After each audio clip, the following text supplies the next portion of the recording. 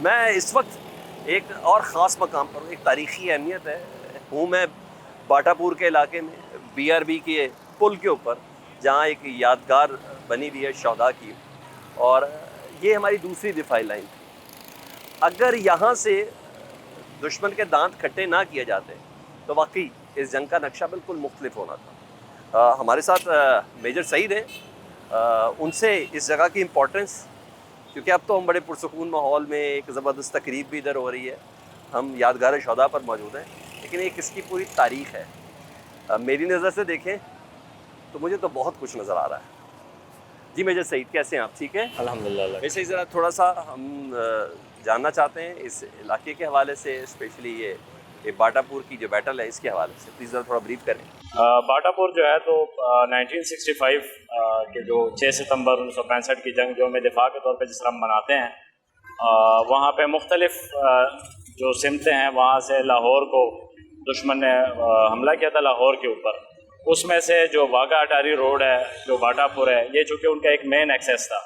यहाँ पे जो बाटापुर का एक ब्रिज था और हमारी मेन दिफाई लाइन जो थी वो BRB लिंक कैनाल के ऊपर जब थी, तो यहाँ पे 3 बलूच की यूनिट लगी हुई थी, जिसकी ब्रेवो कंपनी, जी ब्रेवो कंपनी की जो, और जो दुश्मन ने नाश्ता करने यहीं से आना था। जी ठीक है, जो है दुश्मन ने यहीं से उम्मीद बांधी हुई थी कि हम यहीं से जाके नाश्ता करेंगे लाहौर जिम खाने में बैठकर, ठीक है, जो कि एक ख्वाब ही रह गया उनका।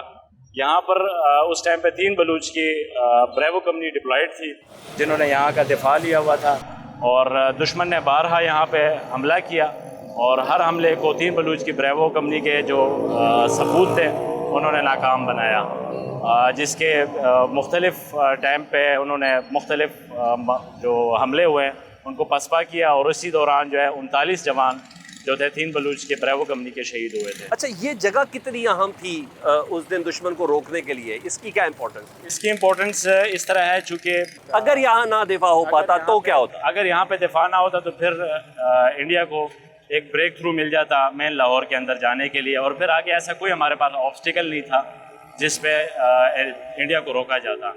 चूँकि यहाँ पे BRB की लाइन, यहाँ पे ये ब्रिज थी जिसको इंजीनियर्स वालों ने उस टाइम पे पार्शली डिस्ट्रॉय कर दिया था, डिमोलिश कर दिया था। यहाँ से पहले आगे की लोकेशन की तरफ, बॉर्डर की तरफ अगर जाएँ तो ऐसी काफ़ी लोकेशंस थी जहाँ पे एडवांस पोजीशन पे, जहाँ पे उनको मुज़ाहिमत दी गई थी इंडियन आर्मी को, बट वो उस लेवल की नहीं थी जो यहाँ पे मेन दिफा, जहाँ पे हमारा मुनासिर था। यानी BRB की स्नैर से पीछे रखना उनका, और कामयाबी आखिरी वक्त तक रही। कामयाबी आखिरी वक्त तक रही। इंडिया जो थी वहाँ पे फुट होल्ड अभी तक BRB के ऊपर जो है ना 65 में फुट होल्ड नहीं ले सकी इंडिया, नहीं ले सकी, और जो कि मेन जो खराज तहसीन है वो जाता है 3 बलूच को बाटापुर की लड़ाई में। उनके नुकसान का कोई अंदाजा है?